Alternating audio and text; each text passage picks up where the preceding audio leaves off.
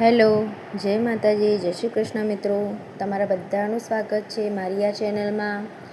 તો આજે આપણે બનાવીશું ચોરી અને રીંગણનું શાક. અને આ શાક હું કુકરમાં બનાવ્યું છે.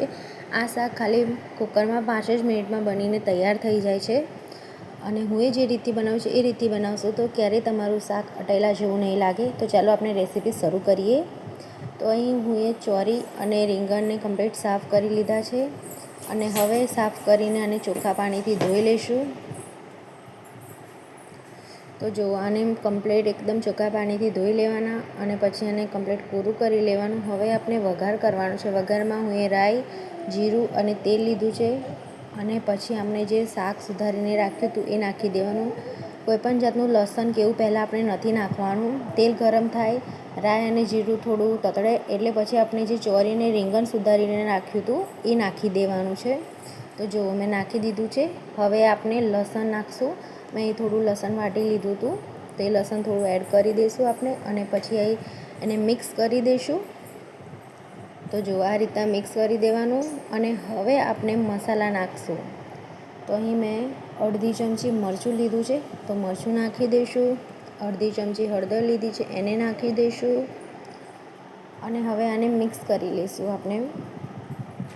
તો જો કમ્પ્લીટ મિક્સ કરી લેવાનું.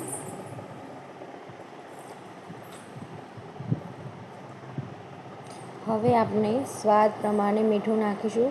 તમને મીઠું જેવું પણ ચડતું કે ઓછું ચાલતું હોય એ પ્રમાણે તમારે મીઠું નાખવાનું છે. મીઠું નાખીને આપણે શાકને ફરી એક વખત હલાવીને મિક્સ કરી લઈશું.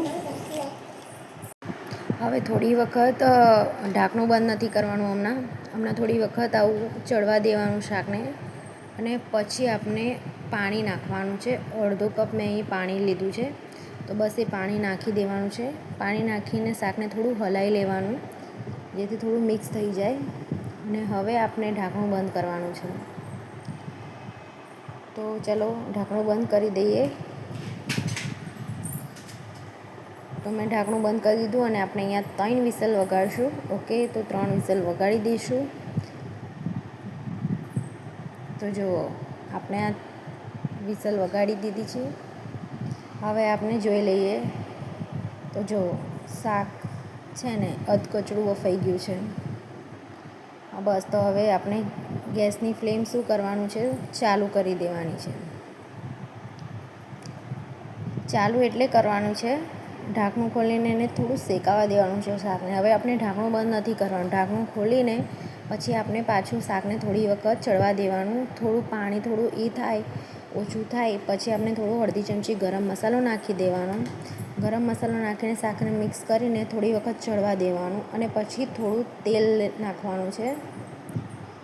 અને પાછું એને થોડું આપણે મિક્સ કરી લેવાનું છે. બસ હવે શાકને ચડવા દેવાનું. ઢાંકણું બંધ નથી કરવાનું. ગેસની ફ્લેમ પર એને થોડું ચડવા દેવાનું છે જેથી શાક બફાયેલું નહીં લાગે, અટાયેલું નહીં લાગે.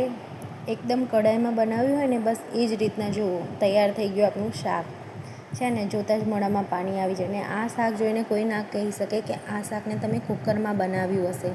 તો મેં જે રીતથી બનાવ્યું છે ને એ રીતથી તમે એક વખત ચોક્કસ બનાવીને ઘરે ટ્રાય કરજો. તો આપણી આવી બીજી અનેક રેસીપી જોવા માટે આપણા આ પેજને ફોલો કરો અને ચેનલને સબસ્ક્રાઈબ કરો.